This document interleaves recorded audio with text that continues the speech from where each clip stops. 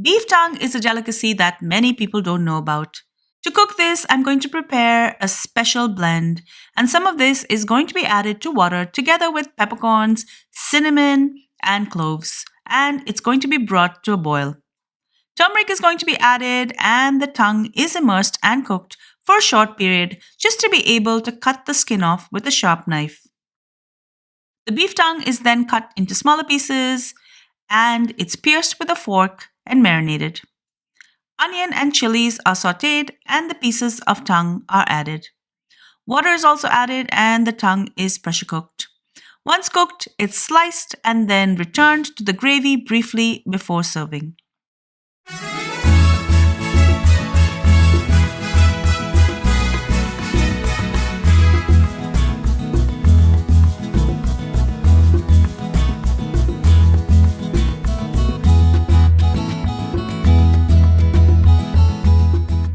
Let's start with a very basic marinade. I'm going to be adding 22 grams, that's about 9 to 10 green chilies. I'm also going to be adding 90 grams of chopped ginger and 90 grams of chopped garlic.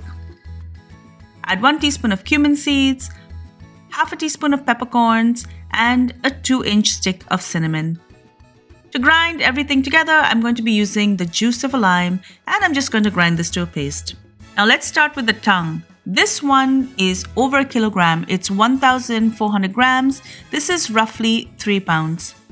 The size of beef tongues vary. I usually find smaller ones, but I prefer this size as it will shrink after it's cooked. If you can find tongue fresh and get your butcher to clean it for you, great. If not, follow the instructions. My tongue was frozen and I defrosted it overnight. I also don't use saltpeter in my recipe as I'm not convinced it's needed. I've added enough water in my pot to submerge my tongue. Add 2 sticks of cinnamon, half a teaspoon of peppercorns, a 1/4 teaspoon of cloves. I'm going to add 1 teaspoon of the ground paste that I made earlier and I'm going to mix this in. I'm also going to add 1 teaspoon of turmeric. You can adapt these quantities based on the size of your tongue. And the tongue is immersed.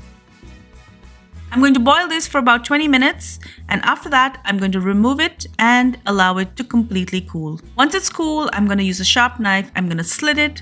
I'm going to cut it in half to make it easier to handle and I'm very carefully going to cut the skin off. You can also keep a smaller paring knife handy for all of those little stubborn areas. As we all know, turmeric in cooking has many benefits. It also dyes the outer skin a bright yellow color, making it really easy to see and clean.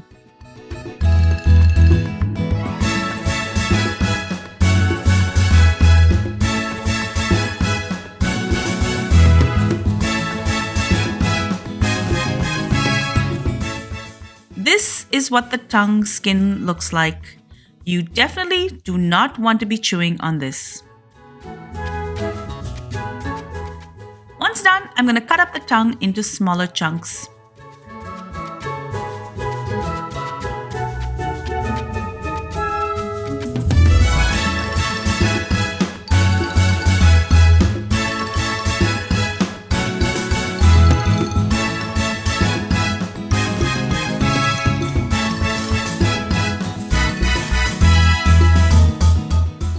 I've pierced the pieces with a fork, and to marinate it, I'm going to add salt to taste and all of the remaining ground paste.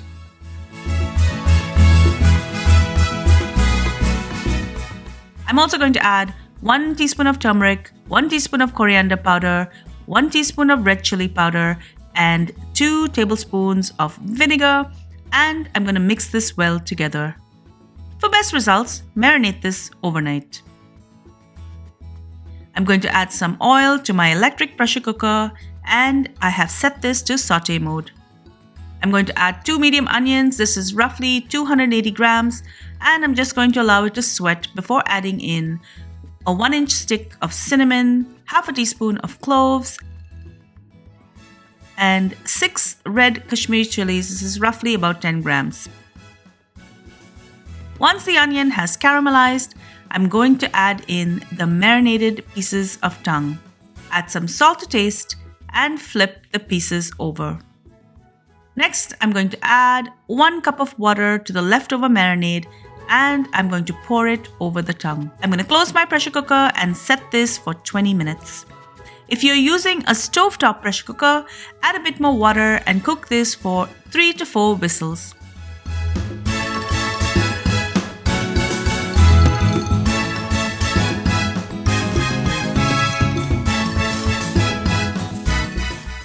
After 20 minutes, I will remove the pieces and allow them to cool.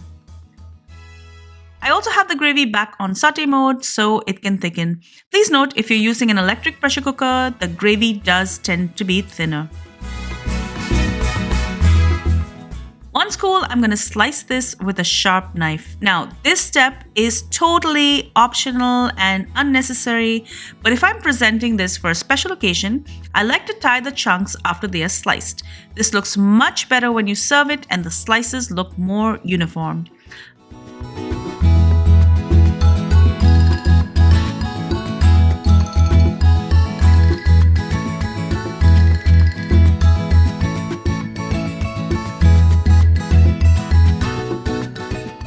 I'm going to add these back into the simmering liquid so it can find its way between all of the slices for maximum flavor for about 5 to 7 minutes.